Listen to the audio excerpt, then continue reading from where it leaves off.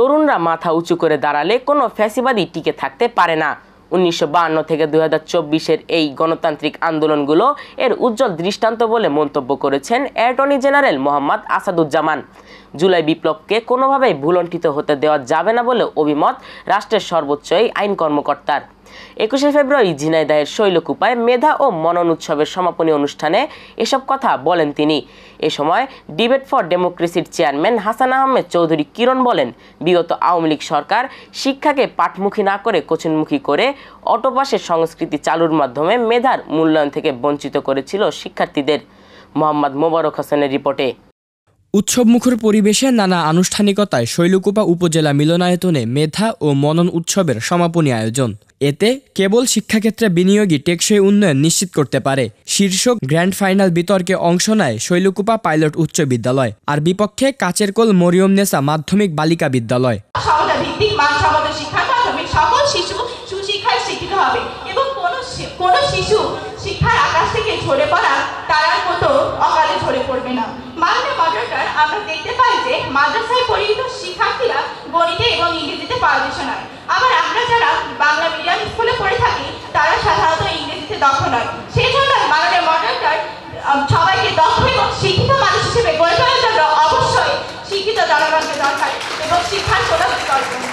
আর এর জন্য প্রয়োজন শিক্ষাক্ষেত্রে অধিক মাত্রায় বিনিয়োগ। 2015 থেকে 16 অর্থ বছরে শিক্ষা খাতে বরাদ্দ করা হয়েছিল 11.6%। অপরদিকে কৃষি খাতে রয়েছে 8% এবং অর্থনীতি ও সেবা খাতে রয়েছে 0.9%। এখন যদি আপনারা শিক্ষা খাতে বরাদ্দ আরো বাড়াতে চান, অর্থাৎ 20% করতে চান, তাহলে কৃষি খাতে বরাদ্দ আরো কমে 4% হবে এবং অর্থনৈতিক ও সেবা খাতে তো কোনো নামই থাকবে না।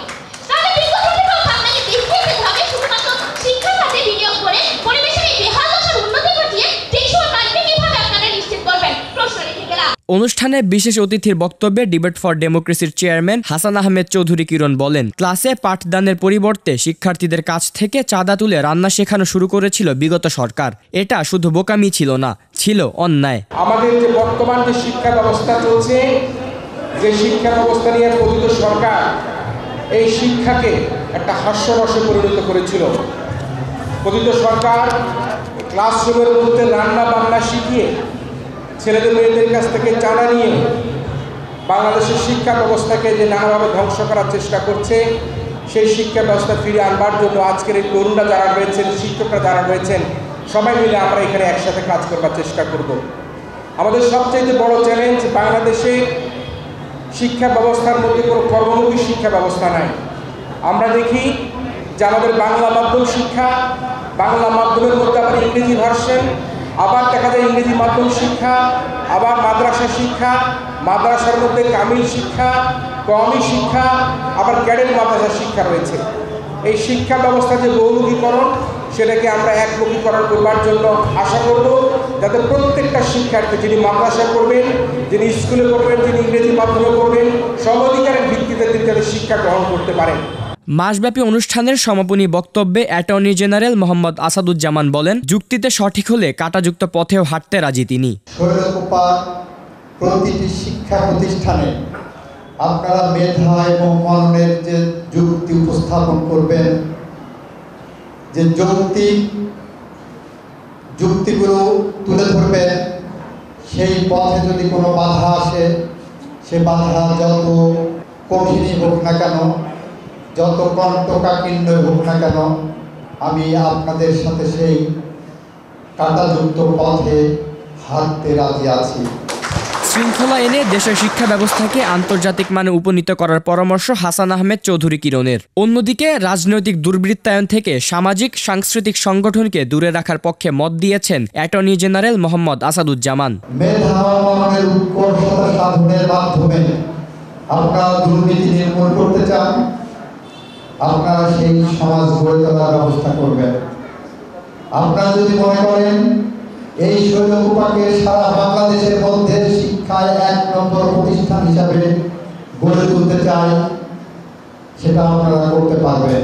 বাংলাদেশ 138টি দেশের মধ্যে আমাদের যে শিক্ষার যে উন্নয়ন, তাতে আমরা 123তম অবস্থানে রয়েছি। দক্ষিণ এশিয়ার সবচাইতে খারাপ অবস্থানে আমাদের বাংলাদেশের শিক্ষা ব্যবস্থা। তা আমি আশা করব মেধা মনন উৎসবের সাথে শৈলকুপার যে ছেলেমেয়েরা রয়েছেন, তাদের এখান থেকে এই কর্মযাত্রা শুরু হোক, বাংলাদেশ শিক্ষা ব্যবস্থা এগিয়ে যাক। মেধা ও মনন মঞ্চের সভাপতি সাদিয়া সুলতানার সভাপতিত্বে অনুষ্ঠানে অন্যান্যের মধ্যে বক্তব্য রাখেন শৈলকুপা উপজেলা নির্বাহী কর্মকর্তা স্নিগ্ধা দাস।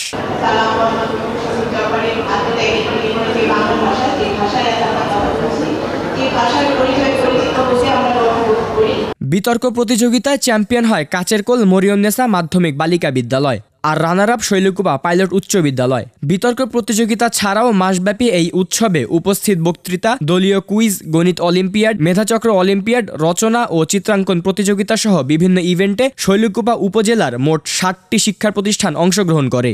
তাই মেধা মনন মঞ্চ পরিবারের একজন সদস্য হিসেবে আমি খুবই গর্বিত অনুভব করি এবং আজকের এই অনুষ্ঠান থেকে আমার শিক্ষা হলো আসলে জীবন অনেক কিছু করার বাকি, আমি আরও অনেক কিছু করতে চাই। এর সাথে সারা জীবন যুক্ত থেকে মেধা ও মনন মঞ্চকে শুধু শৈলকুপার গণ্ডিতে না, সারা দেশের বুকে প্রতিষ্ঠিত করতে চাই। এই পর্যন্ত শুধু আমরা স্কুলেই বিতর্ক করেছি, বাইরের পরিবেশটা কেমন হয়, কেমনভাবে নিয়ম শৃঙ্খলাভাবে করতে হয় ইত্যাদি সকল কিছুই জানলাম। এসব তরুণরা বলেন, মেধা ও মননের বিকাশ ছাড়া আন্তর্জাতিক মানের শিক্ষা অর্জন সম্ভব নয়। মোহাম্মদ মোবারক হোসেন, আমরা করব জয়, এটিএন বাংলা, ডেস্ক রিপোর্ট।